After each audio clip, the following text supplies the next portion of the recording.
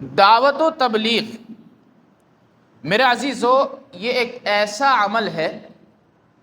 کہ انسان جو ہے معاشرے کی اصلاح بھی اسی سے ہوتی ہے اور معاشرے کا بگاڑ بھی اسی سے ہوتا ہے، اور باطل بھی دعوت سے پھیلتا ہے اور حق بھی دعوت سے آتا ہے۔ اس لیے کہ آپ دیکھیں، ایک طرف انبیاء علیہم الصلاۃ کی دعوت ہے جس کو اللہ تبارک و تعالیٰ نے لے کر کے بھیجا ہے، اور ایک طرف اللہ تبارک و تعالیٰ نے ان کے بالمقابل شیطان کو وجود بخشا ہے، اور ایک دعوت جو ہے وہ شیطان کی ہے۔ قرآن کریم میں اللہ تبارک و تعالیٰ نے انبیاء علیہم السلام کی دعوت کا ذکر کرتے ہوئے حضرت نوح علیہ السلام کے متعلق بیان فرمایا کہ حضرت نوح علیہ السلام نے سب سے پہلے دعوت و تبلیغ کا کام شروع کیا اور 950 سال تک مسلسل دعوت دیتے رہے۔ چنانچہ قرآن کریم کے اندر آتا ہے قال رب انی دعوت قومی لیلا ونہارا فلم یزدہم دعائی الا فرارا، کہ میں رات دن اپنی قوم کو دعوت دیتا رہا۔ یہ اللہ تبارک و تعالیٰ سے فرما رہے ہیں کہ میں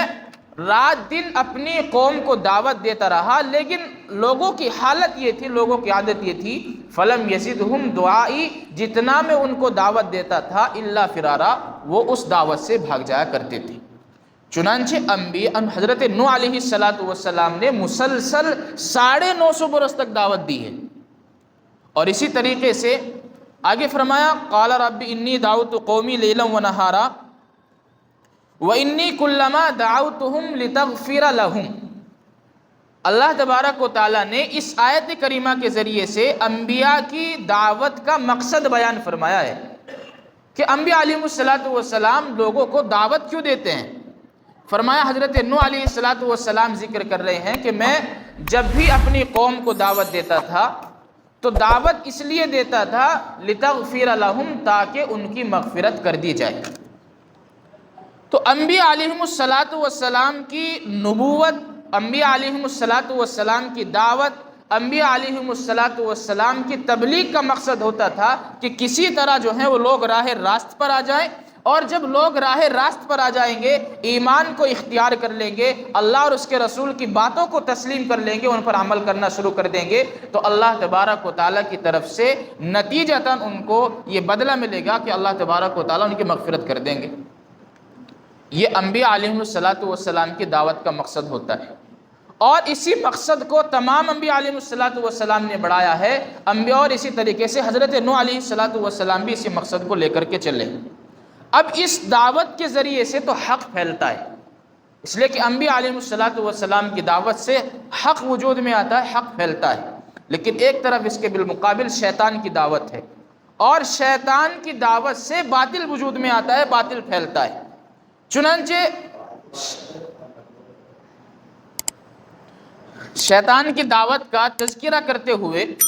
اللہ تبارک و تعالیٰ نے ارشاد فرمایا قال رب بما اغویتنی لاقعدن لهم صراطک المستقیم، اور اسی طریقے سے فرمایا انما يدعو حزبه ليكونوا من اصحاب السعیر۔ شیطان کی دعوت جو ہوتی ہے اس کا مقصد کیا ہوتا ہے؟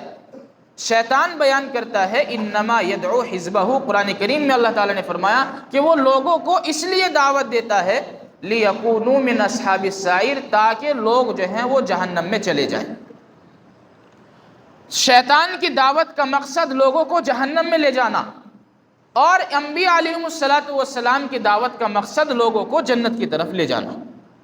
دونوں دعوت میں فرق کتنا ہے، لیکن حقیقت یہ ہے کہ دونوں دعوت ہیں، ایک دعوت حق ہے، ایک دعوت باطل ہے۔ اب معاشرے کی اصلاح اگر ہم چاہتے ہیں، معاشرے کی اصلاح اگر ہم چاہتے ہیں تو میرے عزیزو ہمیں اتنی کوشش کرنی پڑے گی، اتنا اپنے آپ کو کھپانا پڑے گا جتنا انبیاء کرام علیہم السلام نے اس کام کے لیے کھپایا ہے۔